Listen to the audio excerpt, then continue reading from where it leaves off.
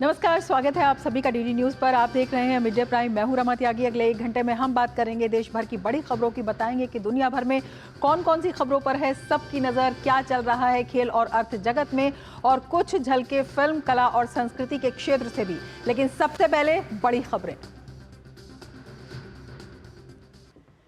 झारखंड चुनाव मिलकर लड़ेगा एनडीए। भाजपा, आजसू, जदयू और लोजपा में सीट बंटवारे पर बनी सहमति। 10 सीटें आजसू, 2 सीटों पर जदयू और 1 सीट लोजपा के लिए छोड़ी।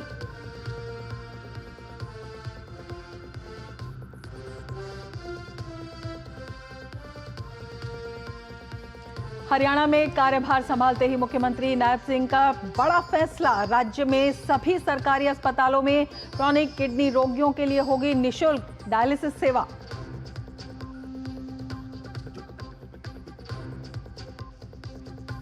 दिवाली से पहले ही दिल्ली में खतरनाक लेवल पर पहुंचा वायु गुणवत्ता सूचकांक। यमुना नदी की सतह पर भी दिखी जहरीली झाग की परत। पराली के खिलाफ हरियाणा सरकार का बड़ा ऐलान।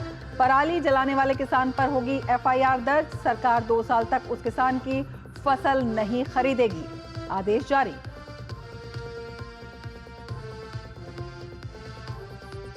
सुप्रीम कोर्ट ने बाल विवाह से निपटने के लिए अंतर विषयक दृष्टिकोण की आवश्यकता पर दिया जोर। कानून के प्रभावी कार्यान्वयन के लिए कई दिशा निर्देश किए जारी।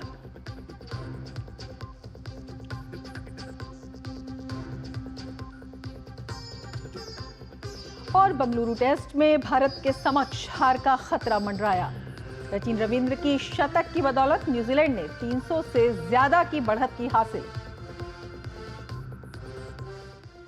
और अब सबसे पहले लेते हैं सबसे बड़ी इस वक्त की खबर। झारखंड में एनडीए मिलकर लड़ेगा चुनाव। भाजपा, आजसू, जदयू और लोजपा मिलकर चुनाव लड़ेंगे। भाजपा 68 सीटों पर चुनाव लड़ेगी। आजसू को 10 सीटें दी गई हैं। जदयू 2 और लोजपा 1 सीट पर चुनाव लड़ेगी। सीट बंटवारे पर चर्चा पूरी हो चुकी है। आपसी सहमति। रांची में एनडीए के नेताओं ने प्रेस कॉन्फ्रेंस कर किया ऐलान। तो ये बड़ा ऐलान और इस वक्त की बड़ी खबर।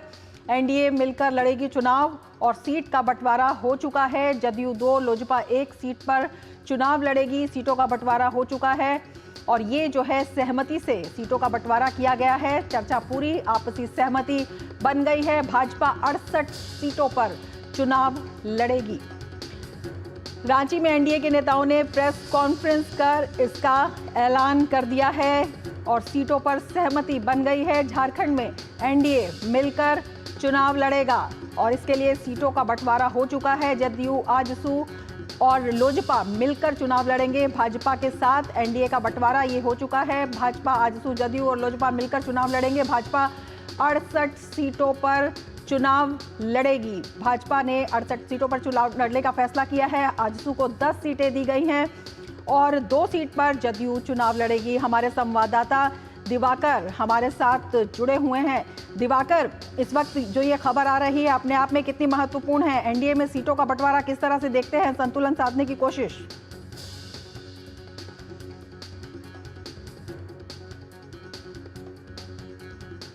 2019 के विधानसभा चुनाव में जो आजसू पार्टी के साथ है वो भारतीय जनता पार्टी का गठबंधन नहीं हो सका था और इस बार ये गठबंधन, जो हम कह सकते हैं कि पिछले चुनाव से सीख लेते हुए दोनों दलों ने इस बार गठबंधन किया है और जो गठबंधन का सीट शेयरिंग का फॉर्मूला है वो बकायदा अभी प्रेस कॉन्फ्रेंस कर जारी कर दिया गया है। सारे बीजेपी के जो तमाम बड़े नेता थे, जो भारतीय जनता पार्टी के यहाँ चुनाव प्रभारी हैं शिवराज सिंह चौहान, सह प्रभारी हेमंत विश्व शर्मा, प्रदेश अध्यक्ष बाबूलाल मरांडी और आजसू पार्टी के सुदेश महतो, जदयू और लोजपा रामविलास, ये तमाम जो पार्टियां हैं इनके तमाम बड़े नेता मौजूद थे और उनकी मौजूदगी में अभी सीट शेयरिंग का जो फॉर्मूला है उसे जारी कर दिया गया है। उसके मुताबिक जो झारखंड की 81 विधानसभा सीटें हैं उसमें भारतीय जनता पार्टी 68 सीटों पर चुनाव लड़ेगी। 10 सीट आजसू पार्टी को दी गई है, 2 सीट जदयू को दी गई है और 1 सीट लोजपा रामविलास को दिया गया है। तो आप समझ सकते हैं कि जो सीट शेयरिंग को लेकर जो असमंजस की स्थिति चल रही है, जो लगातार जो दुविधा की स्थिति पैदा थी, वो तस्वीर अब साफ हो गई है। अब निगाहें जो टिकी हुई है वो इंडी गठबंधन किस तरीके से अपने सीट शेयरिंग के फॉर्मूला को जारी करता है उस पर निगाहें टिकी हुई है। लेकिन जिस तरीके से कयास लगाए जा रहे थे कि भारतीय जनता पार्टी, आजसू पार्टी, जदयू और लोजपा रामविलास के बीच सीट शेयरिंग का जो फॉर्मूला है वो लगभग फाइनल हो चुका है, उसका जो औपचारिक घोषणा होना था वो अब से थोड़ी देर पहले कर दिया गया है। जी रमा। बिल्कुल, ये तस्वीर तो स्पष्ट हो गई है। किस तरह की रणनीति भी एनडीए की नजर आ रही है? देखिए, निश्चित तौर पर एनडीए ने एक तरीके से कह सकते हैं कि माइलेज लेने की भी कोशिश की है। जिस तरीके से एनडीए ने अपने आधे चुनावी घोषणा पत्र है, उसका भी ऐलान एक तरीके से कर दिया है। कुछ दिनों पहले आपको याद होगा कि भारतीय जनता पार्टी ने अपने पंचप्रण की घोषणा की थी और उसके बाद आज जो सीट शेयरिंग का फॉर्मूला है उसे जारी कर दिया है। और चूंकि पहले चरण के लिए नॉमिनेशन का काम भी आज से शुरू हो रहा है, तो वैसे में अब सीट शेयरिंग का फॉर्मूला जारी होने के बाद जल्द ही प्रत्याशियों के नामों का भी ऐलान कर दिया जाएगा। तो हम कह सकते हैं कि इस लिहाज से एनडीए गठबंधन ने एक तरीके से झारखंड विधानसभा चुनाव में पहला माइलेज हासिल कर लिया है। जी बिल्कुल, ये भी आपसे दिवाकर समझना चाहेंगे कि इस सीट शेयरिंग में किन किन बातों का ध्यान रखा गया है और कौन कौन सी ऐसी, जिस तरह से हम रणनीति की बात करते हैं, स्ट्रैटेजी की बात करते हैं, तो कौन कौन से इलाकों में किन किन चीजों पर महत्व दिया गया है? देखिए, निश्चित तौर पर आजसू पार्टी का जो गढ़ का इलाका माना जाता है, रांची का जो क्षेत्र का इलाका है, सिल्ली, वहां से उनके उम्मीदवार खड़े होंगे। रामगढ़ का इलाका है, लोहरदगा का इलाका है, मनोहरपुर का इलाका है। तो ये तमाम जो इलाके हैं जो आजसू पार्टी के गढ़ हुआ करते हैं, तो एक तरीके से तमाम सीटों पर सहमति बनी है। हालांकि एक दो सीट को लेकर थोड़ी सी किचकिच की स्थिति बनी हुई थी, लेकिन अंततः जो हम कह सकते हैं आजसू पार्टी के खाते में जो 10 सीटें उनके डिमांड की थी उसको दी गई है। और उसके बाद जो ओबीसी वोट बैंक है और साथ ही साथ जनरल कैटेगरी के वोट बैंक है, उसको साधने के लिए जो पूरा जो हम कह सकते हैं कि जो गोलबंदी की गई है, उसमें कहीं ना कहीं एनडीए थोड़ी सी जो हम कह सकते हैं माइलेज लेते हुए आगे बढ़ती हुई नजर आ रही है। और जहां तक दूसरे जो कोल्हान के इलाके हैं, जो पहले चरण की सीटों की हम बात करते हैं, तो वहां पर भी भारतीय जनता पार्टी ने, चूंकि चंपई सोरेन जेएमएम छोड़कर भारतीय जनता पार्टी में शामिल हो गए, तो उस लिहाज से अब कैंडिडेट का जब नाम का अनाउंसमेंट होगा तो उस पर निगाहें टिकी होगी कि जो कुछ लोग जो जेएमएम के साथ छोड़कर जब चंपई सोरेन के साथ भारतीय जनता पार्टी में शामिल हुए हैं, तो वैसे में चंपई सोरेन और किन किन लोगों को वहां पर टिकट दिलवा पाते हैं। क्योंकि कोल्हान का जो इलाका है इस चुनाव में एक बहुत बड़ा लीड रोल प्ले करने वाला है, क्योंकि पिछली बार जो यहाँ कोल्हान की 14 सीटें थी वहां पर बीजेपी का खाता भी नहीं खुला था। तो उस लिहाज से बीजेपी और आजसू पार्टी ने इस इलाकों में इस बार खासा जोर दिया है, फोकस किया है, ताकि पिछली गलतियों को ना दोहराया जा सके। तो उस लिहाज से लगातार कैंडिडेट्स के नाम को लेकर भी मंथन चल रहा है और कोशिश की जा रही है कि इस इलाकों में अपनी पार्टी की मजबूती को और उपस्थिति के साथ दर्ज कराया जा सके। जी बिल्कुल, पहले की आपने बात की है, 2014 की बात करें या 2019 की बात करें, वहां पर जहां चूक हुई थी उसको कहीं ना कहीं पाटने की कोशिश की गई है, जिसे आप माइलेज की बात भी कह रहे हैं। अब जब कैंडिडेट्स के चेहरों का चयन होगा तो उसमें भी किस तरह की सावधानी बरती जाएगी, क्योंकि ये भी एक बहुत रणनीतिक कदम के रूप में किया जाएगा? देखिए, निश्चित तौर पर जो चर्चाएं हैं और जो सूत्रों से मुझे जानकारी मिली है कि बहुत सारे जो पुराने विधायक हैं उनके टिकट कटने जा रहे हैं और कुछ नए चेहरों पर भारतीय जनता पार्टी, आजसू पार्टी और वही कुछ कहा जा रहा है इंडी गठबंधन में भी कुछ वैसी स्थिति रहेगी कि इस बार जो झारखंड विधानसभा का चुनाव है उसमें नए चेहरों को बहुत ज्यादा तवज्जो मिलने की कोशिश दोनों तरफ से की गई है। हालांकि अब वो जब नाम निकलकर सामने आएंगे कि रायशुरबारी का जो काम है वो भारतीय जनता पार्टी की ओर से पूरा कर लिया गया है। चुनाव समिति की भी बैठक हो चुकी है और उसमें एक तरीके से जो हम कह सकते हैं कैंडिडेट के नाम पर भी मोहर लग गया और आपको बहुत ही जल्द दोनों तरफ से आपको पता चलेगा कि कैंडिडेट्स के नाम का भी ऐलान किया जाएगा। लेकिन जो पहले कैंडिडेट्स आएगा तो थोड़े से नाम के बाद ये पता चलेगा कि जो नाराजगी है, उसके बाद जो पाला बदलने का खेल है, वो भी थोड़ा कुछ अभी आपको आने वाले दिनों में झारखंड में देखने को मिलेगा। लेकिन जो चुनावी गहमा गहमी है और राजनीतिक चकल्लस का जो दौर है वो झारखंड में धीरे धीरे अब परवान चढ़ता हुआ भी नजर आने लगा है। जी रमा, बिल्कुल, पाला बदलने के खेल पर मुझे लगता है कि जिस तरह से गठबंधन हुआ है उस पर कहीं ना कहीं एक नियंत्रण करने का जो एक फोकस है वो भी इसमें रहा है, क्योंकि अगर पहले की बात करें तो इन सभी दलों ने अलग चुनाव लड़ा था, जदयू भी अब एनडीए का हिस्सा है। इसको देखते हुए इस बार जो रणनीति है वो कितनी पुख्ता लगती है, क्योंकि इस बार जो कहा जा रहा है जो चुनाव होगा अलायंसेस का चुनाव होगा? देखिए, निश्चित तौर पर दो गठबंधन खुलकर झारखंड में सामने हैं। एनडीए गठबंधन जिसमें कि 4 सहयोगी, जैसा कि अभी हम बता ही रहे हैं, भारतीय जनता पार्टी, आजसू पार्टी, जदयू और लोजपा रामविलास, ये चारों मिलकर एक बैनर के तले चुनाव लड़ रही है। और दूसरा जो गठबंधन है वो इंडी गठबंधन है, जिसमें झारखंड मुक्ति मोर्चा, कांग्रेस, आरजेडी और सीपीआई एमएल है, ये चारों का गठबंधन अपना। लेकिन एक तीसरा तीर जो हम कह सकते हैं झारखंड में इस बार थोड़ा गुल खिला सकता है वो है जयराम महतो की पार्टी, जेजेएमपी। इस पार्टी के तहत भी लगातार जो उम्मीदवार, क्योंकि लोकसभा चुनाव के दौरान इस नई उभरती पार्टी को जो वोट है वो काफी अच्छी संख्या में वोट, कई लाख वोट मिले थे। तो उसके बाद जो हम कह सकते हैं कि दोनों गठबंधन पर एक ये तीसरा जो दबाव वाला फैक्टर है वो थोड़ा इस बार चुनाव में काम कर सकता है। शायद इसीलिए गठबंधन बनाने में कोई चूकने की स्थिति में नहीं है। एनडीए गठबंधन ने अपने सीट शेयरिंग के फॉर्मूला को जारी कर दिया है और इंडिया गठबंधन जो है वो भी लगातार इस पे मंथनों का दौर कर रहा है। आज तेजस्वी यादव रांची पहुंच रहे हैं और उसके बाद उनका भी बैठकों का सिलसिला चल रहा है। सीएम आवास में आज बैठक होने वाली है और कल राहुल गांधी भी रांची पहुंच रहे हैं। तो समझ सकते हैं कि किस तरीके से फूट फूट कर जो दोनों गठबंधन है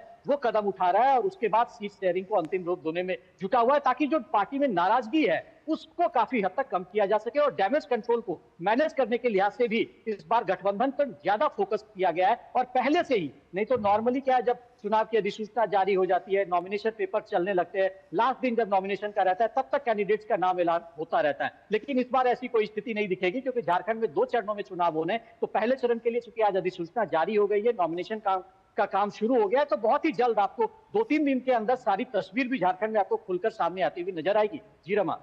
बिल्कुल, उसी के लिए आपसे जानना चाहेंगे किस तरह की गहमा गहमी और किस तरह की रस्साकशी भी वहां पर जारी है, और इस बार जो फैक्टर्स इस चुनाव को प्रभावित कर रहे हैं उसमें इस गठबंधन ने किस तरह से उन फैक्टर्स में भी जो है उनको साधने की कोशिश की है, उसकी झलक भी क्या कुछ इसमें दिखाई देती है? देखिए, निश्चित तौर पर गठबंधन का एक बहुत बड़ा इंपैक्ट होगा, क्योंकि आप जब अगर पिछले चुनावों का विश्लेषण करते हैं कि किस तरीके से किस सीटों पर किसका आधिपत्य रहा, कौन कहां पिछड़ गया, तो क्योंकि एक कहा जाता है हमेशा से कि आसू पार्टी और भारतीय जनता पार्टी का जो कोलिशन है, जो गठबंधन है, वो एक नेचुरल गठबंधन है और दोनों का जो वोट बैंक है वो मिलकर झारखंड में कोई भी नैया को आसानी से पार कर सकता है। और ये पिछले लोकसभा चुनाव में भी देखने को मिला था। और चूंकि 2019 में इन दोनों के बीच गठबंधन नहीं हुआ था और उसी का परिणाम था कि भारतीय जनता पार्टी को यहाँ कुर्सी भी गंवानी अपनी पड़ी थी। तो ये खामियाजा किस तरीके से पिछले चुनाव में बीजेपी भुगत चुकी है, तो उससे कदम जो हम कह सकते हैं सीख लेते हुए भारतीय जनता पार्टी ने इस बार गठबंधन को मुकम्मल किया है। और जब दोनों का वोट बैंक जुड़ता है तो निश्चित तौर पर झारखंड की जो चुनाव की राजनीतिक परिदृश्य होगी वो कुछ बदलती हुई निश्चित तौर पर नजर आएगी। और अभी जो गठबंधन, सत्तारूढ़ गठबंधन है, कांग्रेस, जेएमएम, आरजेडी का गठबंधन है, उस पर कहीं ना कहीं जो वोट बैंक के लिहाज से और परसेंटेज और कास्ट का जो वोट बैंक का जो फैक्टर है उसको अगर जोड़कर और गणित को हिसाब से अगर मिलाते हैं तो कहीं ना कहीं जो एनडीए गठबंधन है उसका पलड़ा थोड़ा भारी भी यहाँ पर नजर आता है। और जब हम बात करते हैं कि किस तरीके से आदिवासी फैक्टर्स यहाँ पर काम करेंगे, चंपई सोरेन का फैक्टर काम करेगा, संथाल में जो घुसपैठ का मुद्दा है वो किस तरीके से चुनाव में हावी रहेगा, तो ये तमाम ऐसे मुद्दे हैं जो इस बार पहले से ही सुगबुगाहट में है। और भारतीय जनता पार्टी लगातार सरकार की नाकामियों और भ्रष्टाचार और संथाल में घुसपैठ को मुद्दे को जो लेकर है वो जनता के बीच जा रही है और उसके जरिए जनता को गोलबंद करने की भी कोशिश कर रही है। तो चुनाव बहुत ही दिलचस्प होने वाला है और जिस तरीके से गठबंधन बना है तो एक तरीके से हम कह सकते हैं कि कांटे का टक्कर भी जरूर इस बार चुनाव में यहाँ पर देखने को मिलेगा। बिल्कुल, कांटे का टक्कर देखने को मिलेगा और तमाम जो मुद्दे उठाए हैं उन्हीं मुद्दों में एक समझ निकालने के लिए, एक समाधान निकालने के लिए बहुत जरूरी है कि सरकार में स्थायित्व भी हो। तो ये स्थायित्व है, ये किस तरह से साधने की कोशिश की जा रही है, ये कितना बड़ा मुद्दा है, विशेषकर जब हम ये देखते हैं पिछले कुछ समय से जिस तरह की तस्वीर वहां से सामने आ रही थी। देखिए, निश्चित तौर पर झारखंड बने हुए 24 साल हो गए, लेकिन शुरुआती ऑलमोस्ट 14 सालों में झारखंड में कब सब पता चला कि सीएम बन गए और कब बदल गए ये पता नहीं चलता था लोगों को। लेकिन पिछले 10 सालों में झारखंड की राजनीति में थोड़ा ये परिदृश्य बदला है। 2014 से 2019 के बीच भारतीय जनता पार्टी और आसू की अगुवाई में जो हम कह सकते हैं कि पहली बार यहाँ पर कोई सरकार थी जो अस्थायी सरकार 5 वर्षों तक कोई सीएम रहे और वो भारतीय जनता पार्टी के रघुवर दास सीएम रहे। उसके बाद पिछले 19 से लेकर 2024 तक में यहाँ कोalition गवर्नमेंट है जो जेएमएम की अगुवाई वाली कोalition गवर्नमेंट है, जिसमें कि जेएमएम, कांग्रेस और आरजेडी है और सीपीआईएल एमएल बाहर से भी उसको समर्थन कर रही है। तो ये परिदृश्य कुछ सालों में बनी है। शायद इसी वजह से जो अस्थायी राजनीति का कॉन्सेप्ट है वो जनता प्रेफर करने लगी है। तो कुछ वैसा ही इस बार भी हालात लगेगा। अगर जनता किसी मैंडेट देगी तो किसी एक जो हम कह सकते हैं कोलिशन को मैंडेट मिलेगा और जनता उस चीज को समझ चुकी है कि अगर अस्थायी सरकार होती है तो किस तरीके से जनता का भला हो सकता है, जो मुद्दे उनके कंसर्न के इश्यूज है उनका हल हो सकता है। तो इन सब तमाम चीजों को जनता इस बार जरूर ध्यान रखेगी और उसी का जो हम कह सकते हैं कि चुनावी परिदृश्य पर भी उसका झलक चेखेगा। लेकिन एक सबसे बड़ी बात रमा जो आजकल चुनावी परिदृश्य में यहाँ नजर आ रहा है कि जो हरियाणा का चुनाव का इम्पैक्ट है ना वो भी थोड़ा थोड़ा लोगों के जुबान पर बोल रहा है कि किस तरीके से हरियाणा में अंत आते आते जनता का मूड बदला और उसके बाद वहां पर भारतीय जनता पार्टी ने बहुमत से अपनी सरकार बनाई है। तो उसका एक इम्पैक्ट कह सकते हैं कि किस तरीके से जो केंद्र की और प्रधानमंत्री नरेंद्र मोदी का जो जादू है वो झारखंड में भी कायम है, और हरियाणा की तरह यहाँ भी वही कुछ स्वीप दिखेगा, ऐसा भारतीय जनता पार्टी और आजसू पार्टी के नेता ऐसा लेकर आश्वस्त है। बिल्कुल, तमाम जो दल हैं उनकी यही आकांक्षा होती है। दिवाकर, आपसे हम जुड़ेंगे, लेकिन सोमेश भी हमारे साथ जुड़ चुके हैं। आप बने रहिए हमारे साथ। सोमेश, आपके पास आना चाहेंगे और आपसे जानना चाहेंगे, जिस तरह से दिवाकर ये बता रहे हैं कि एनडीए गठबंधन जो है वो एक कदम आगे बढ़ गया है, किस तरह से इस कदम ने इंडिया अलायंस के सामने भी कुछ चैलेंजेस खड़े कर दिए हैं? देखिए, कहीं ना कहीं जिस तरह से ये बीजेपी ने जो अपनी सीट यहाँ पर जारी की है, तो कहीं ना कहीं बीजेपी यहाँ पर 68 सीटों पर यहाँ पर चुनाव लड़ेगी, जेडीयू यहाँ पर 2 सीटों पर चुनाव लड़ेगी। तो कहीं ना कहीं बीजेपी ने अपना यहाँ पर सीट जो है चुनाव लड़ने का ऐलान कर दिया है। विधानसभा चुनाव के पहले चरण का मतदान जो 13 नवंबर को होने वाला है, जिसे लेकर कहीं ना कहीं झारखंड में बीजेपी ने अपने सीटों का ऐलान कर दिया है। दूसरी तरफ जो ईडी गठबंधन है, उन्होंने अभी तक अपने सीटों का ऐलान नहीं किया। दूसरी तरफ केंद्रीय मंत्री शिवराज सिंह चौहान ने ये तमाम जो बातें कही है, जो झारखंड में तमाम भ्रष्टाचार, करप्शन के मामले को लेकर लगातार वह शुरू से इस बात को करते रहे। संथाल परगना में बांग्लादेश घुसपैठ का मुद्दा हो, इन तमाम मुद्दों को लेकर बीजेपी लगातार मुखर होकर इन बातों पर कहती आई है। जी बिल्कुल, सोमेश, दिवाकर भी हमारे साथ जुड़े हुए हैं। दिवाकर, वही सवाल जो मैंने सोमेश से किया था वही मैं आपसे करना चाहूँगी। सोमेश भी बता रहे हैं कि इंडिया अलायंस के सामने कुछ ना कुछ चुनौती तो जो है वो खड़ी हो गई है। किस तरह की मुश्किलें आपको दिखाई देती हैं, क्योंकि पहले ही कदम में एनडीए आगे बढ़ती हुई दिखाई दे रही है? देखिए, निश्चित तौर पर अगर झारखंड के चुनावी परिदृश्य की बात करें और लोकसभा चुनाव में जिस तरीके से परफॉर्मेंस दोनों गठबंधन का रहा है, तो वहां से भी भारतीय जनता पार्टी को माइलेज है। और उसके बाद क्योंकि झारखंड में उस जो 81 सीटें थी, अगर उसको लिहाज से हम देखें तो करीब 50 सीटों पर भारतीय जनता पार्टी के उम्मीदवार उस लिहाज से कंस्टिट्यूएंसी में आगे रहे थे। तो भाजपा उस लिहाज से भी गदगद है कि किस तरीके से जो एंटी इनकम्बेंसी है वो झारखंड में काम कर रहा है, और उन्होंने जो जिस तरीके से जनता के बीच जाकर जो सरकार की नाकामियां है उसको गिनाने का काम किया है, तो जनता उसके जरिए भारतीय जनता पार्टी के साथ इंटैक्ट हो रही है। और लगातार जो गठबंधन का पूल जो इन्होंने तैयार किया है उस पर यह कोशिश की गई है कि चाहे वो भी जैसे जदयू के खाते में जो सीट दो दी गई है, उसमें से एक जमशेदपुर पश्चिम की सीट है और दूसरा एक तमार का सीट है। वहां पर राजा पीटर जीते थे, जो अभी हाल ही में फिर से जदयू में शामिल हुए हैं। तो ये तमाम जो इस तरह की सीटें हैं और जो ऐसे उम्मीदवारों को एनडीए फोल्डर में लाने का प्रयास किया गया है जो कि अपने दम पर सीट निकालने की भी वो दम रखते हो, और उसके बाद नरेंद्र मोदी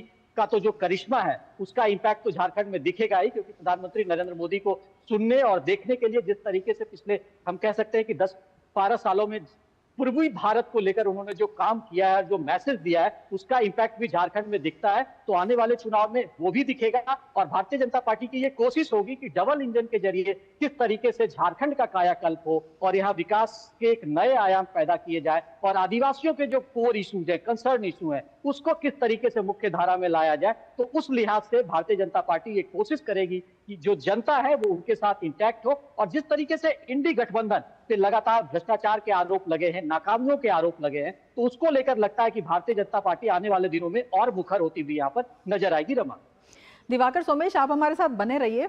हम अपने दर्शकों को बता देते हैं कि झारखंड विधानसभा चुनाव के पहले चरण के लिए नामांकन प्रक्रिया आज से शुरू हो गई है। मुख्य चुनाव आयुक्त राजीव कुमार ने बताया कि उम्मीदवार ऑनलाइन और ऑफलाइन दोनों माध्यमों से नामांकन कर सकते हैं। पहले चरण में 43 विधानसभा सीटों के लिए 13 नवंबर को मतदान होगा। तो चुनावी सरगर्मी झारखंड में जो है वो लगातार बढ़ती जा रही है, और पहले चरण के लिए नामांकन आज से है। और झारखंड के अगर हम सत्तारूढ़ गठबंधन के घटक दलों की बात करें तो उनके बीच सीटों के बंटवारे पर सहमति भी बनती नजर आ रही है। झारखंड में अगर हम बात करें, जानकारी के मुताबिक झारखंड मुक्ति मोर्चा झामुमो के हिस्से में सबसे अधिक 43 सीटें, कांग्रेस को 29, राष्ट्रीय जनता दल यानी राजद को 5 और भाकपा माले को 4 सीटें मिलने का अनुमान है। आज मुख्यमंत्री हेमंत सोरेन के सरकारी आवास पर महत्वपूर्ण बैठक होगी, जिसमें राजद के तेजस्वी यादव और भाकपा माले के राष्ट्रीय महासचिव दीपांकर भट्टाचार्य हिस्सा लेंगे।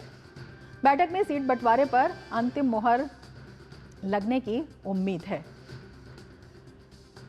तो चुनावी सरगर्मी जो है लगातार झारखंड में बढ़ती जा रही है और तमाम जो गठबंधन है उन पर सबकी नज़र है। झारखंड में सीट बंटवारे को लेकर आरजेडी नेता तेजस्वी यादव आज रांची पहुंच रहे हैं। तेजस्वी यादव घटक दलों के नेताओं से मिलकर सीट शेयरिंग पर चर्चा करेंगे। तेजस्वी यादव आरजेडी के कार्यकर्ताओं से रांची में चुनावी तैयारियों पर बैठक भी करेंगे। ये दौरा गठबंधन की रणनीति को अंतिम रूप देने के उद्देश्य से अहम माना जा रहा है। तो तेजस्वी यादव भी सीट शेयरिंग पर घटक दलों से आज चर्चा करेंगे और इस महत्व से जो उनका दौरा है वो काफ़ी अहम माना जा रहा है। तो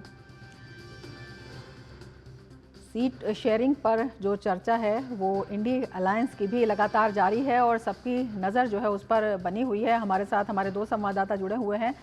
दिवाकर, आपके पास आना चाहेंगे और जिस तरह से इंडिया अलायंस की हम बात कर रहे थे, आप बता ही रहे थे कि एनडीए आगे बढ़ गया है। इंडिया अलायंस में चर्चा जो है वो लगातार जारी है। तेजस्वी यादव भी रांची पहुंच रहे हैं। यहाँ पर किस तरह से सीटों की सहमति बनती हुई दिखाई देगी? क्या कुछ इसमें विवाद भी सामने आ रहा है? देखिए, निश्चित तौर पर शुरुआती जो जानकारी मुझे मिल रही थी सूत्रों से कि 2-4 सीटों पर दोनों तरफ से चिक-चिक की स्थिति थी, लेकिन उसको क्योंकि अब दबाव की स्थिति भी वहां बन गई है कि वह जल्दी से जल्दी सीट शेयरिंग का जो फॉर्मूला है वो जारी करना है, तो वैसे में आम सहमति बनाने की कोशिश है। और कल राहुल गांधी जब रांची पहुंचेंगे तो उसके बाद ये जो हम कह सकते हैं औपचारिक इसकी घोषणा कर देगी। लेकिन जो अभी आप आंकड़ा रमा बता रहे थे वो कमोबेश यही आंकड़ा है जिसके जरिए लगभग सीट शेयरिंग का जो फॉर्मूला सामने आ चुका है। लेकिन चूंकि हमेशा से कांग्रेस और जेएमएम में यहाँ पर बड़े भाई और छोटे भाई को लेकर जो खींचतान की स्थिति रहती है वो बनी रहती है, तो वो वाली जो स्थिति है तो उसको भी पाटने की कोशिश की जा रही है। और लगातार हो सकता है वैसी स्थिति में कि अगर 1-2 सीटों की का जो पेच फंस रहा है तो वैसे में कैंडिडेट को इधर से उधर किया जा सकता है, ऐसी मुझे सूत्रों से जानकारी मिल रही है। लेकिन कमोबेश स्थिति यहाँ पर भी यह है कि अब जो संशय की स्थिति थी या दुविधा की स्थिति है वो कमोबेश दूर कर लिया गया है। और आप जब चूंकि लगातार जो हम कह सकते हैं कि जो इंडी फोल्डर है वहां पर भी लगातार बैठकों का सिलसिला कई दिनों से चल रहा है, कई दौर की बैठकें हो चुकी है। हेमंत सोरेन जाकर दिल्ली में राहुल गांधी और मल्लिकार्जुन खड़गे से भी मुलाकात कर चुके हैं। कांग्रेस के जो प्रदेश अध्यक्ष है कमलेश महतो वो भी जाकर वेणुगोपाल और मल्लिकार्जुन खड़गे से मुलाकात कर चुके हैं। तो जो बैठकों का सिलसिला है वो लगातार यहाँ पर चल रहा है इंडी गठबंधन के फोल्डर में। और आज तेजस्वी यादव जो पहुंचेंगे तो वो भी इंडी गठबंधन के तमाम सहयोगी हैं उनके साथ बैठक करेंगे। मुख्यमंत्री हेमंत सोरेन और जो झारखंड मुक्ति मोर्चा के कार्यकारी अध्यक्ष हैं हेमंत सोरेन उनके साथ उनकी बैठक होगी। तो जो भी थोड़े बहुत गिले शिकवे या जो हम कह सकते हैं कैंडिडेट को लेकर कोई दुविधा की स्थिति है वो आज तमाम चीजें क्लियर हो जाएगी। और कल एक तरीके से हम कह सकते हैं कि जिस तरीके से आज एनडीए गठबंधन ने अपने सीट शेयरिंग का फॉर्मूला जाहिर कर दिया है, कौन किस सीट पर लड़ेगा ये भी खुलकर सामने निकल कर आ गया है। तो कल से परसों तक में जो हम कह सकते हैं इंडी गठबंधन की ओर से भी तारीख तस्वीर साफ कर दी जाएगी। बिल्कुल, ये एक मजबूरी भी बन जाती है, एक दबाव भी बन गया है। दिवाकर, जिस तरह से आप बता रहे हैं, आपने जिक्र किया था आपसे कुछ देर पहले कि हरियाणा चुनाव का असर यहाँ पर देखने को मिल सकता है। और जिस तरह से इंडिया अलायंस की हम बात करते हैं, चाहे जम्मू कश्मीर हो चाहे हरियाणा चुनाव हो, इन चुनावों में जिस तरह से कांग्रेस की स्थिति देखने को मिली है सहयोगी दलों के साथ, चुनाव के बीच में ही शुरुआत में भी कुछ ना कुछ जो है जो झंझट रहे हैं आपस में, और बीच में जो आरोप प्रत्यारोप की राजनीति आपस में ही गठबंधन के सदस्यों में रही है वो ना हो, इसके लिए भी क्या यहाँ पर प्रयास किए जा रहे हैं? और क्या जो है कांग्रेस उसके लिए कुछ जो बड़े भाई छोटे भाई की जो राजनीति और बात लगातार चल रही है उसमें कुछ कमी आ सकती है?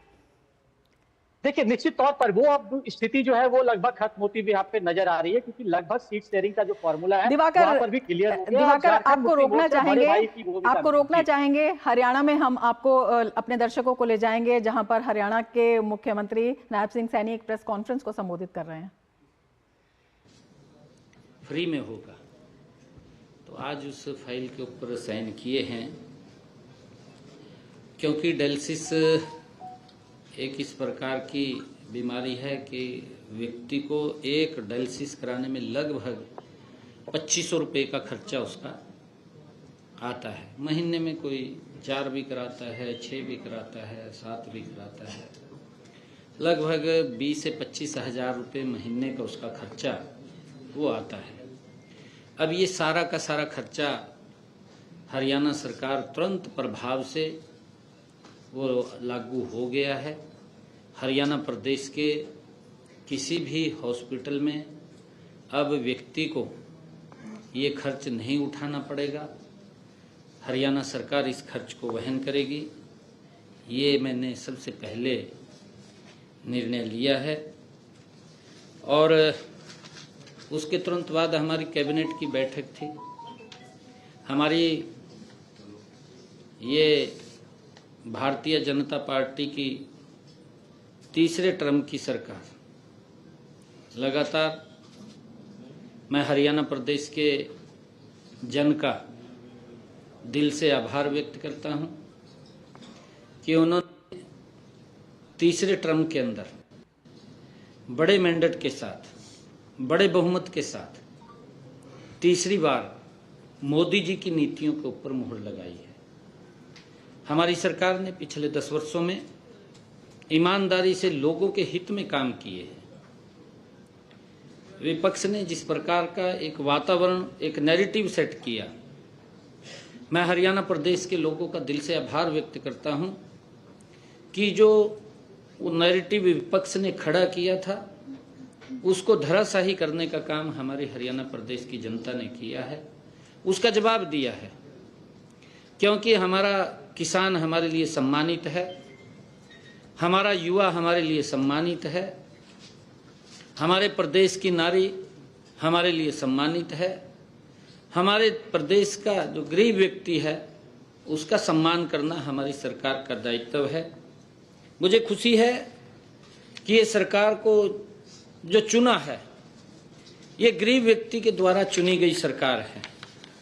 ये हमारे प्रदेश के अंदर, प्रदेश के 2,80,00,000 लोगों ने इस सरकार को चुना है। मैं सभी का दिल से आभार भी व्यक्त करता हूं।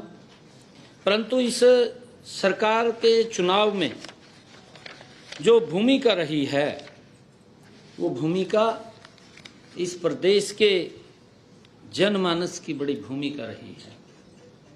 मैंने जैसा कहा भी है कि कांग्रेस ने इस प्रकार का नैरेटिव, इस प्रकार का भ्रम लोगों के अंदर खड़ा किया था कि ये सरकार कोई काम नहीं कर रही है, ये सरकार जा रही है, किसानों को भड़काने का काम किया। वो सारा का सारा उनका जो कृत्य थे वो सामने आ रहे हैं। उन्हीं के बीच में से ही लोग उस बात के ऊपर क्वेश्चन मार्क कर रहे हैं। कहीं ना कहीं युवाओं को अविश्वास में धकेलने का काम कांग्रेस ने किया। हमारे हरियाणा के खिलाड़ियों को भी यूज किया। जो हमारे खिलाड़ी हैं, हमारे गौरव हैं, हरियाणा प्रदेश का गौरव है, जो इस देश का भी गौरव है, जो इस देश को सम्मान दिलाने का काम करते हैं। कांग्रेस ने उन खिलाड़ियों को भी यूज किया है। किसान को भी कांग्रेस पार्टी ने भ्रामक स्थिति के अंदर डालने का काम किया है। युवाओं को किस प्रकार से उन्होंने पर्ची खर्ची बांटने के आधार के ऊपर अपनी बातें कही हैं। गरीब को लंबे समय तक कांग्रेस पार्टी लॉलीपॉप देती रही। उनके हित में जो मजबूत काम पिछले 10 वर्षों में हमारी डबल इंजन की सरकार ने मोदी जी के नेतृत्व में किया है, वो ऐतिहासिक काम किए हैं। और जब सरकार 10 साल पूर्ण करती है और 10 साल पूर्ण करने के बाद जब हम जनता के बीच में वोट के लिए जाते हैं तो हरियाणा प्रदेश की जनता ने खुल करके मोदी जी की नीतियों का समर्थन किया है, उनके ऊपर मुहर लगाई है और कांग्रेस के उस नैरेटिव को धराशाही कर किया है।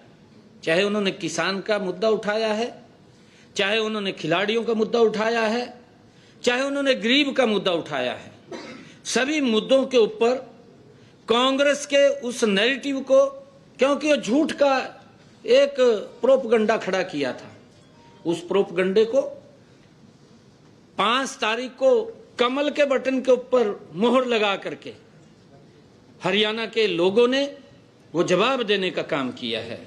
मैं दिल से हरियाणा के लोगों का बहुत बहुत धन्यवाद भी करता हूं, उनको प्रणाम भी करता हूं और जैसा मैंने कहा है कि हमारा जब मैंने ये फैसला लिया डायलिसिस का, उसके तुरंत बाद हमारी कैबिनेट की बैठक थी। कैबिनेट की बैठक के अंदर ये पहली हमारी कैबिनेट की बैठक थी। माननीय सुप्रीम कोर्ट के उस फैसले का हमारी कैबिनेट ने वो सम्मान किया है। जो एससी में वर्गीकरण का मामला था, वो तुरंत उस माननीय सुप्रीम कोर्ट के फैसले को सम्मान देते हुए हमने ये फैसला किया है कि जो वर्गीकरण के ऊपर माननीय सुप्रीम कोर्ट ने कहा था, आज से ही लागू करने का फैसला हमने लिया है। हमने जो हरियाणा प्रदेश के अंदर प्रोक्योरमेंट धान की चल रही है, उसके ऊपर भी हमने पूरा रिव्यू किया है। और मैं बताना चाहता हूं कि अब तक हमारे हरियाणा प्रदेश के अंदर जो प्रोक्योरमेंट हुआ है, बैठक में ये व्यापक चर्चा हुई है कि अन्नदाता की फसल का एक एक दाना एमएसपी के ऊपर खरीदने का काम हमारी सरकार करेगी। प्रतिबद्ध है, हम एक एक दाना खरीदने के लिए प्रतिबद्ध हैं। हमने ये कहा है कि 17% से नमी धान के हर दाने को खरीदने का काम एमएसपी के ऊपर हमारी सरकार कर रही है। कोई भी ऐसा किसान, हमने ये आदेश आज दिए हैं कि 17 मॉइस्चराइजर से कम, 17 या 17 से कम कोई भी ढेरी मंडी में दिखाई नहीं देगी। उसको हर रोज परचेज करने का काम किया जाएगा। अगर उसके अंदर नमी ज़्यादा है तो नमी ज़्यादा के लिए उसका थोड़ा वेट करना पड़ेगा। और इस चालू खरीफ सीजन के अंदर 17 अक्टूबर तक मंडियों में हमारे हरियाणा प्रदेश के अंदर कुल 27,45,128 मीट्रिक टन धान की आवक हुई है। और इसमें से हमने 23,21,682 मीट्रिक टन धान की खरीद एमएसपी पर की है। अब तक 11,50,673 मीट्रिक टन का उठान भी हुआ है। लगातार उठान भी चल रहा है, क्योंकि आजकल मशीनी युग है। मशीनी युग के कारण, क्योंकि पहले तो एक एक महीने का सीजन होता था, और अब मशीनी युग के कारण किसान कंपाइन खेत में लगाता है, 1 घंटे के अंदर मंडी में पहुंचा देता है। तो दबाव तो आता है, उस दबाव को भी हम सहन कर रहे हैं और धीरे धीरे करके उसके ऊपर काबू पा लिया जाएगा। मैं फिर इस बात को दोहरा रहा हूं, हरियाणा प्रदेश के किसानों को मैं स्पष्ट रूप से ये आग्रह करना चाहूंगा कि एक एक दाना एमएसपी पर खरीदा जाएगा। कोई किंतु परंतु नहीं है। हमारी सरकार एक किसान हितैषी सरकार है, किसान के हित में कदम उठाने वाली सरकार है। और हम, क्योंकि कई बार जैसे दबाव आता है, उस दबाव को किसान भी हमारा समझ रहा है, हम भी समझ रहे हैं, क्योंकि एकदम पूरा दबाव बनता है। फिर जहाँ जगह किसान को मिलती है धान, वहाँ डाल देता है, क्योंकि काफ़ी संख्या में आता है, परंतु उसको हम धीरे धीरे करके काबू पा रहे हैं। इस बात को सभी समझ रहे हैं। मुझे ये भी बताते हुए आपके माध्यम से कि हमने अब तक किसानों के खाते में धान की खरीद के 3,056 करोड़ रुपए उनके खाते के अंदर सीधा पहुंचाने का काम हमारी सरकार ने किया है। और चालू जो खरीफ की सीजन 17 अक्टूबर तक मंडियों में जो हमारा बाजरे की खरीद थी, क्योंकि बाजरे की भी ही खरीद चल रही है, अब तक हमने 3,44,000 मीट्रिक टन बाजरे की आवक मंडियों के अंदर आई है। इसमें से 2,70,983 मीट्रिक टन बाजरे की खरीद की जा चुकी है। अब तक 93,964 मीट्रिक टन बाजरे का उठान भी कर लिया गया है। अब तक किसानों के खाते में बाजरे की खरीद का पैसा 331 करोड़ रुपए भी डाला जा चुका है। मुझे ये बताते हुए आपके बीच में कि इसी प्रकार हर क्षेत्र और हर वर्ग की जरूरतों के अनुसार नए निर्णय लिए जाएंगे और जो योजनाएं व कार्यक्रम पहले से चल रहे हैं उन्हें भी नॉन स्टॉप आगे बढ़ाने का कार्य गति से किया जाएगा। ये हमारी सरकार का संकल्प है। हमारी सरकार को जिस उम्मीद के साथ यह जनसेवा की जिम्मेवारी सौंपी गई है, हम उस पर खरा उतरने का भरसक प्रयास करेंगे। माननीय प्रधानमंत्री नरेंद्र मोदी जी का मार्गदर्शन, उसकी गारंटी और सुशासन हमारी सरकार का मूल मंत्र होगा। मुझे पूर्ण विश्वास है कि विकसित भारत के संकल्प में हरियाणा की भूमिका और अधिक महत्वपूर्ण होगी। सब वर्गों का हित सुरक्षित रखने वाली नीतियां और कार्यक्रम मुझे विरासत में मिले हैं। मैं सभी हरियाणा वासियों को अपना परिवार मानते हुए हरियाणा में खुशहाली के और नए रंग भरने के लिए कृत संकल्प हूं। शासन प्रशासन के कार्यों में हमारे लिए श्री रामचरितमानस में लिखी गई यह चौपाई आदर्श होगी। दैहिक दैवकी भौतिक तापा, दैहिक दैवकी भौतिक तापा, राम राज्य काहूं नाही व्यापा।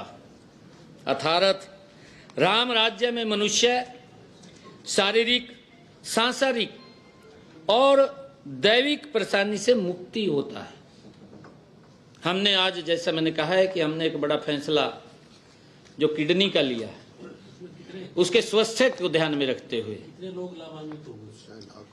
उसके अंदर देखिए लगभग काफ़ी लोग हैं, क्योंकि जब मैं सांसद था मेरे पास लोग आते थे और ये बात बोलते थे कि सांसद जी आप डॉक्टर को फ़ोन कर दें, मेरा इलाज फ्री में हो जाएगा।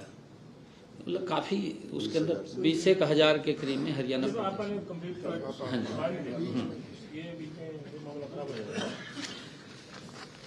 और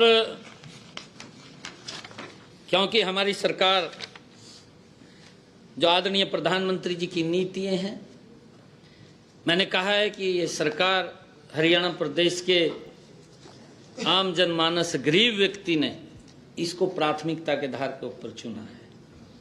और आने वाले 5 वर्षों में हमारी सरकार मोदी जी की नीतियों का अनुसरण करते हुए, जो आदरणीय मोदी जी ने ज्ञान की बात कही है, गरीब, युवा, अन्नदाता और नारी के सशक्तिकरण के लिए हमारी सरकार कृत संकल्प है। हमने लगातार हरियाणा प्रदेश के अंदर बिना पर्ची, बिना खर्ची के युवाओं को रोजगार देने का काम किया है। मैंने ये भी चुनाव चलते समय में संकल्प लिया था, क्योंकि जब मुझे ये जिम्मेवारी पीछे मिली थी, आदरणीय मोदी जी, आदरणीय नड्डा जी, आदरणीय अमित शाह जी, आदरणीय ठाकुर राजनाथ सिंह जी, आदरणीय मनोहर लाल जी, जिन्होंने मुझे एक विश्वास करके ये पद की जिम्मेवारी दी थी, मैंने तब कहा था कि मैं हरियाणा में 50,000 नौकरियां दूंगा। मैंने लगभग पूरा प्रयास करके 15,000 युवाओं को अपॉइंटमेंट, ज्वाइनिंग लेटर दिया। 25,000 के हमारे रिजल्ट तैयार थे। और वो प्रक्रिया ये नहीं थी कि इलेक्शन को देख करके वो तुरंत की थी, वो सतत प्रक्रिया थी, वो चल रही थी, क्योंकि उसके अंदर रिजल्ट तैयार हो रहे थे, रिजल्ट निकल रहे थे, युवाओं को सम्मान मिल रहा था, बिना पर्ची, बिना खर्ची के मिल रहा था। परंतु जो कांग्रेस युवाओं के हित की बात करती थी, क्योंकि उसने कभी की तो है नहीं है, कभी युवाओं के हित में तो सोचा नहीं है कांग्रेस ने। अगर वो सोचती है, इसको भी बिजनेस के रूप में देखती थी, भी सरकारी नौकरी के अंदर क्या मिलेगा क्या नहीं मिलेगा, उसको बिजनेस के रूप में देखती थी, भी एक नौकरी के पीछे मुझे कितना लाभ होगा, ये इसको लेकर के वो सोचते थे। परंतु पहली बार हमारी सरकार ने हरियाणा के अंदर बिना पर्ची बिना खर्ची के युवाओं के अंदर एक बड़ा विश्वास वो बनाया है और हम उसके ऊपर कृत संकल्प हैं। मैंने कहा है कि ये सारी की सारी चीजें मुझे विरासत में मिली हैं।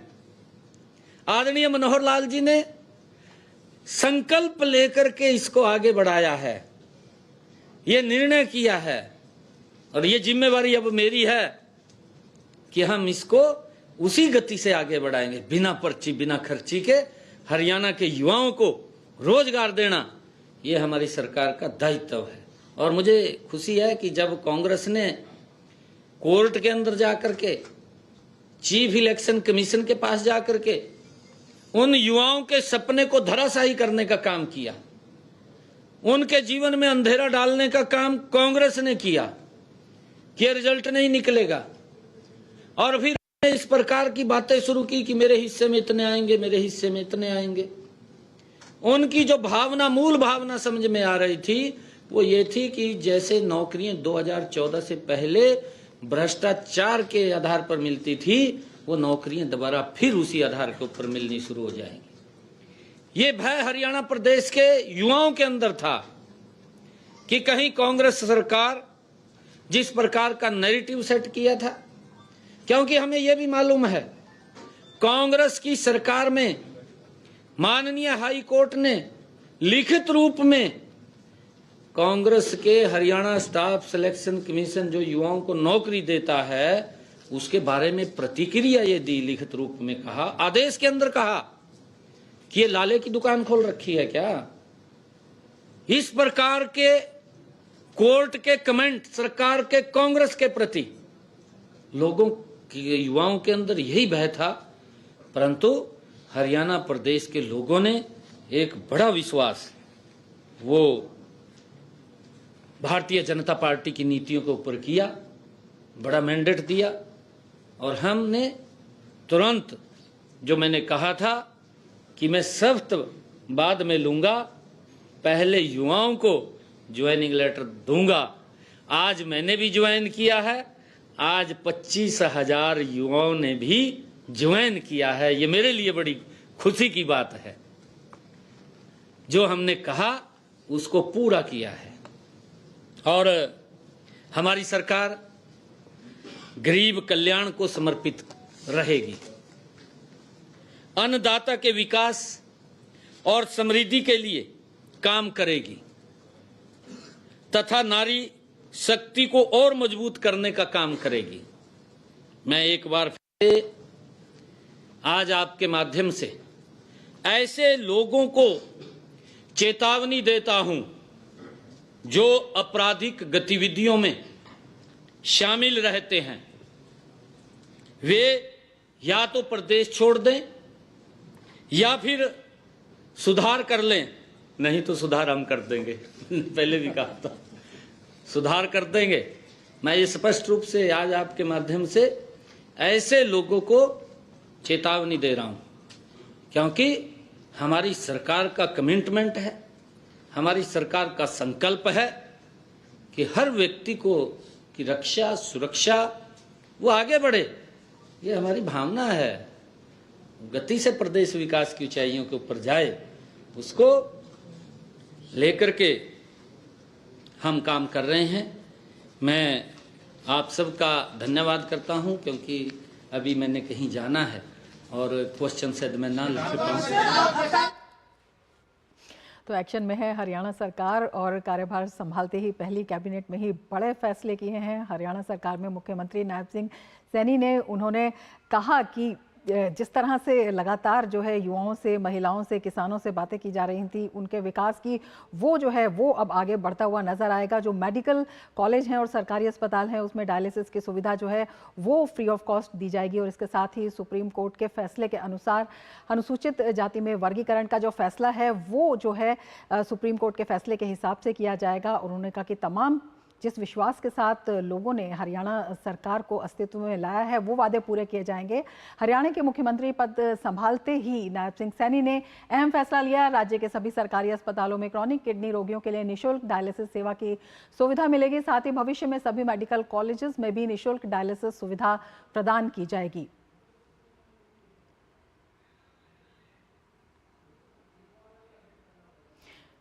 तो ये है हरियाणा सरकार का अहम फैसला, बड़ा फैसला। पदभार संभालते ही पहली कैबिनेट में ही नायब सिंह सैनी ने ये फैसला किया और जनता को विश्वास दिलाया कि जनहित में लगातार सरकार काम करती रहेगी। इससे पहले हरियाणा के मुख्यमंत्री नायब सिंह सैनी को चंडीगढ़ के हरियाणा सिविल सचिवालय में गार्ड ऑफ ऑनर दिया गया।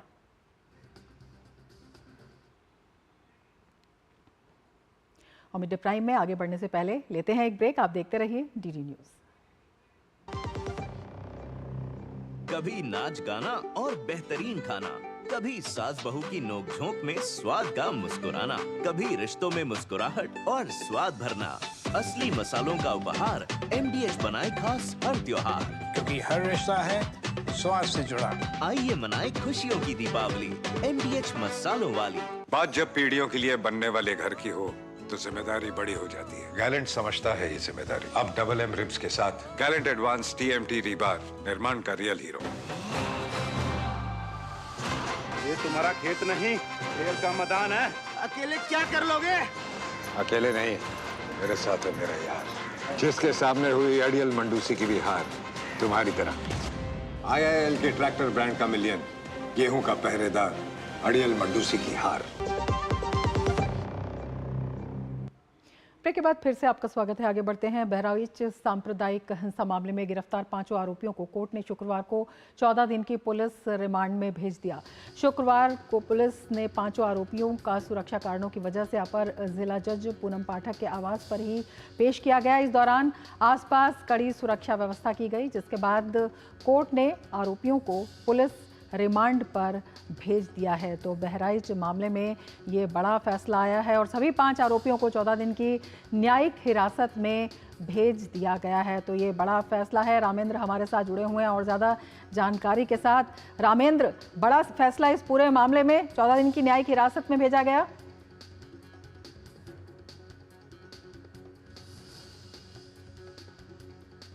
जो भी अपराधी गिरफ्तार किया जाता उसको न्यायालय में हाजिर किया जाता और 14 दिन की न्यायिक हिरासत में भेजा जाता। उसी प्रक्रिया का पालन यहाँ भी पुलिस ने किया है। चूँकि कल 3 बजे के आसपास इनकी गिरफ्तारी दिखाई गई, तो आज 3 बजे से पहले न्यायालय में हाजिर करना था। CGM जो प्रतिभा चौधरी हैं उनके आवास पर ले जाया गया। चूँकि सुरक्षा के दृष्टिकोण से और सिक्योरिटी के दृष्टिकोण से इनको आवास पर हाजिर किया गया और वहाँ से 14 दिन की न्यायिक हिरासत में जेल भेज दिया गया है। अगर पुलिस को और पूछताछ करनी होगी तो न्यायालय से रिमांड मांगेगी और न्यायालय इनको रिमांड देगा पुलिस को कि आगे की पूछताछ वो कर सकते हैं। हालांकि सुरक्षा व्यवस्था का व्यापक बंदोबस्त उस समय भी किया गया था और लगातार बहराइच शहर में और रिमोट एरिया में भी सुरक्षा के व्यापक बंदोबस्त किए गए हैं कि कोई अप्रिय घटना न घटने पाए। रमा, बिल्कुल रामेंद्र, आपसे ये भी जानना चाहेंगे कि इस पूरे मामले में अभी तक की पूछताछ से क्या कुछ पता लग पाया है? क्या कुछ और भी लोगों के जुड़े होने की संभावना इस पूरे मामले में हो सकती है, क्योंकि काफ़ी गंभीर मामला था और किस तरह से किसी तरह की अशांति ना फैले वो भी इंतजाम किए गए हैं? देवी, एक घटना तो वो है जहां रामगोपाल मिश्रा की हत्या की गई थी। एक मुकदमा वो है जिसमें 5 नामजद थे और अज्ञात थे, तो अज्ञात की संख्या इसमें भी बढ़ी। इसके अलावा करीब 12 मुकदमे पुलिस ने लिखे हैं। अब तक लगभग 60 के आसपास लोगों की गिरफ्तारियां हुई हैं और 1000 लोग लगभग अज्ञात हैं। तो अभी बहुत सारी गिरफ्तारियां सुनिश्चित की जानी है, बहुत सारे लोगों को इंट्रोगेट किया जाना है। तो जो जानकारी, एक तो महत्वपूर्ण जानकारी है कि ये भागने के बाद कहाँ गए, किसका सपोर्ट था, कौन लोग इनके सहयोगी थे, ये जानकारी पुलिस ने ली है। उसके अलावा कौन और लोग थे जो रामगोपाल की हत्या के समय वहां मौजूद थे या सहयोगी थे, उन लोगों के नाम भी इनसे इंट्रोगेट किए गए हैं और पुलिस उनकी तलाश में लगी हुई है। यहाँ STF को लगा के रखा गया है, ATS को लगा के रखा गया है, बाकी पैरामिलिट्री फोर्स और PSC और लोकल पुलिस को लगा के रखा गया है। तो पुलिस का प्रयास है कि जितनी जल्दी हो सके गिरफ्तारियां सुनिश्चित की जाएं और जो अपराधी हैं उनको जेल के अंदर भेजा जाए। बिल्कुल रामेंद्र, आपसे ये भी जानना चाहेंगे कि जिस तरह से प्रशासन ने, पुलिस प्रशासन ने वहां पर त्वरित कार्रवाई की है और ये लोग अगर कल की बात करें तो नेपाल भागने की फिराक में थे, जिस तरह से सूत्रों को जोड़ा गया, तकनीकी जो सहयोग है उसका भी पूरा इस्तेमाल किया गया, तो प्रशासन जो है पूरी तरह से प्रतिबद्ध है कि किसी भी तरह की सांप्रदायिक हिंसा को बर्दाश्त नहीं किया जाएगा और तुरंत एक्शन लिया जाएगा, ये करके भी दिखाया। देखिए, ये सरकार का इकबाल है और सरकार ने कहा कि ये जो हिंसा हुई इसके बाद कोई हिंसा उत्तर प्रदेश में नहीं होनी चाहिए। अगर 7 साल में योगी सरकार के कार्यकाल को आप देखिए, कोई सांप्रदायिक हिंसा नहीं हुई। ये पहली घटना है जो घटित हुई है और इसके बाद भी शायद न घटित हो। इस तरीके की परिस्थितियां प्रशासन और सरकार करना चाहती है। पुलिस को पहले से पता था कि इनके रिश्तेदार नेपाल में और अगर कहीं भाग सकते हैं सुरक्षित इलाके में जाने के लिए तो नेपाल जाएंगे। तो वहाँ के जो बॉर्डर सिक्योरिटी फोर्स है उसको अलर्ट पर कर दिया गया था। जो भारत सरकार की एजेंसीज हैं, जो स्टेट गवर्नमेंट की एजेंसीज हैं, जो नाकों पर रहती हैं, उनको अलर्ट कर दिया गया था। इनके आधार कार्ड देखने के बाद ही एंट्री दी जा रही थी। तो इस तरीके से जो बैरिकेडिंग की गई तो उसके कारण ये नेपाल नहीं जा सके और यही बीच में अटके हुए थे। जो पुलिस ने इनको ट्रैक करने के बाद गिरफ्तारियां सुनिश्चित की और बाकी की घटना आपको पता है कि जिस समय इन्होंने कहा कि हम जो असलहे हैं वो बरामद कराएंगे, उस समय फायर किया और 2 लोगों के पैर में गोली लगी। 5 आरोपियों को 14 दिन की न्यायिक हिरासत में जेल भेजा गया है और पुलिस को अगर अग्रिम कोई जानकारी करना होगा तो न्यायिक हिरासत से रिमांड पर लेगी और आगे की पूछताछ उससे जारी करेगी। रमा, बिल्कुल रामेंद्र, आपसे इस वक्त की जो वस्तु स्थिति है वहां पर वो भी समझना चाहेंगे, वो भी जानकारी लेना चाहेंगे, क्योंकि कल हमने देखा था इस घटना के बाद कुछ राजनीतिक प्रतिक्रियाएं भी जो हैं वो सामने आई थी। उनकी आड़ में जो शरारती तत्व हैं वो उसका फायदा ना उठा पाए, इसके लिए भी क्या पर्याप्त बंदोबस्त, पर्याप्त चौकसी की जा रही है? देखिए, राजनीतिक जो बयान आ रहे हैं वो केवल वोट के लिए आ रहे हैं। ये बात जनता समझती है, ये घटना सडन हो गई है। देखिए, ये अगर आप इसकी बहराइच की तासीर को समझिए तो सुहेल देव का जिला है जिन्होंने मोहम्मद गाजी को जो है कुछ सैनिकों के साथ जाकर के और मार डाला था। हालांकि गाजी के मज़ार पर अभी भी लाखों की संख्या में हिंदू जाते हैं। जो हिंदुओं के पूजा पाठ होते हैं उसमें मुस्लिम शामिल होता है। तो यहाँ इस तरीके के बहुत लंबे वक्त से कोई दंगा नहीं हुआ है, कोई सांप्रदायिक विवाद नहीं हुआ है। ये घटना मनबड़ के कारण हो गई। बताते हैं कि जो इनका हमीद का बेटा है उसके चूंकि आर्थिक रूप से मजबूत था और पुलिस से भी रिश्ते थे और पुलिस ने भी अगर उसको तुरंत टैकल किया होता, उस समय गिरफ्तारियां सुनिश्चित की होती तो शायद ये परिस्थितियां कुछ और होती और जो हिंदुओं की तरफ लाठीचार्ज की गई, अकेला फंस गया था इसलिए मर्डर हो गया, अन्यथा मर्डर भी न होता। तो कुछ चूकें हुई हैं, उनमें 3 अधिकारियों को CO, SO और चौकी इंचार्ज को हटाया गया है। कुछ और अधिकारी सरकार के निशाने पर हैं, 1-2 दिन में उन पर भी कार्रवाई होगी। जैसे शांत व्यवस्था बहाल होती है, बड़े अधिकारियों के खिलाफ भी कार्रवाई निश्चित रूप से होगी। रमा, सरकार ने तय करके रखा है। बिल्कुल रामेंद्र, आप नजर बनाए रखें। फिलहाल शुक्रिया पूरी जानकारी के लिए। और मीडिया प्राइम में फिलहाल वक्त है एक ब्रेक का, आप देखते रहिए DG न्यूज। बात जब पीढ़ियों के लिए बनने वाले घर की हो तो जिम्मेदारी बड़ी हो जाती है। गैलेंट समझता है ये जिम्मेदारी। अब डबल M रिब्स के साथ गैलेंट एडवांस TMT रीबार, निर्माण का रियल हीरो। ये तुम्हारा खेत नहीं, खेल का मैदान है। अकेले क्या कर लोगे? अकेले नहीं, मेरे साथ है मेरा यार, जिसके सामने हुई अड़ियल मंडूसी की भी हार तुम्हारी तरह। IIL के ट्रैक्टर ब्रांड का मिलियन, गेहूं का पहरेदार, अड़ियल मंडूसी की हार। ब्रेक के बाद फिर से आपका स्वागत है। आगे बढ़ते हैं खबरों में। उत्तर प्रदेश विधानसभा की 9 सीट पर होने वाले उपचुनाव को लेकर आज से अधिसूचना जारी हो गई है। इसके साथ ही आज से इन सभी 9 सीटों पर नामांकन की प्रक्रिया शुरू हो जाएगी। एक और जहां भाजपा ने किसी भी सीट पर अभी तक एक भी प्रत्याशी के नाम का ऐलान नहीं किया है, वहीं समाजवादी पार्टी और बहुजन समाजवादी पार्टी ने कुछ सीटों पर प्रत्याशी घोषित कर दिए हैं। लेकिन इस सब के बीच कांग्रेस को अभी भी अपनी भागीदारी का इंतजार है। समाजवादी पार्टी और कांग्रेस के बीच इस मामले में अब तक कोई भी स्पष्टता नहीं आई है। आपको बता दें, 25 अक्टूबर तक इन सीटों पर पर्चे दाखिल किए जा सकेंगे। 28 अक्टूबर को पर्चों की जांच होगी और 30 अक्टूबर तक नाम वापस लिए जा सकेंगे। राज्य में 13 नवंबर को मतदान और 23 नवंबर को मतों की गणना होगी। केंद्रीय मंत्री गिरिराज सिंह ने आज भागलपुर से हिंदू स्वाभिमान यात्रा की शुरुआत की है। यात्रा का आरंभ उन्होंने पूजा अर्चना से किया। ये यात्रा भागलपुर से नवगछिया होते हुए कटिहार जाएगी। इसके बाद पूर्णिया, अररिया होते हुए किशनगंज में संपन्न होगी। गिरिराज सिंह ने बताया कि यात्रा का उद्देश्य हिंदुओं को एकत्रित करना है। उन्होंने कहा कि यदि हिंदू संगठित रहेंगे तो मजबूत रहेंगे।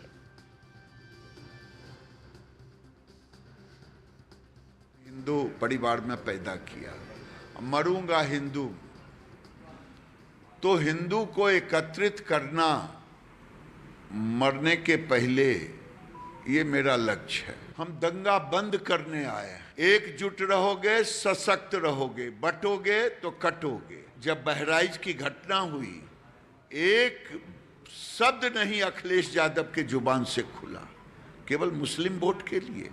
उनका तो डीएनए में ही हिंदू विरोधी है। और बिहार के सिवान में जहरीली पेय पदार्थ से मौत का आंकड़ा बढ़ गया है। आज सुबह 9 बजे सिवान जिला प्रशासन ने 28 लोगों की मौत की पुष्टि की। कंफर्म किया कि जहरीली पेय पदार्थ से 28 लोगों की मौत हुई है। मृतकों का पोस्टमार्टम किया गया है। इसके अलावा 8 लोग अभी भी सदर अस्पताल में भर्ती हैं। अगर बात कार्रवाई की करें तो 8 नामजद लोगों में से 3 गिरफ्तार किए गए हैं, जबकि जहरीली शराब के खिलाफ अभियान के तहत कुल 37 लोग गिरफ्तार किए गए हैं। इस दौरान पुलिस को हजारों लीटर शराब मिली है, जिसे नष्ट कर दिया गया है। पुलिस और उत्पाद विभाग की विशेष छापेमारी में कोरियाकोठी थाना क्षेत्र अंतर्गत लगभग 3000 लीटर देशी अर्ध निर्मित शराब नष्ट की गई। जांच में सामने आया है कि सिवान और सारण में जिस जहरीले पेय पदार्थ को पीने से लोगों की मौत हुई है, उसमें मिथाइल अल्कोहल और इंडस्ट्रियल स्पिरिट की मात्रा ज्यादा थी। घटनास्थल से बरामद बोतल की उत्पाद विभाग के लैब में हुई जांच में मिथाइल अल्कोहल की मात्रा 80% तक पाई गई है। और इसके साथ ही मिड डे प्राइम में फिलहाल इतना ही। दीजिए इजाजत, नमस्कार।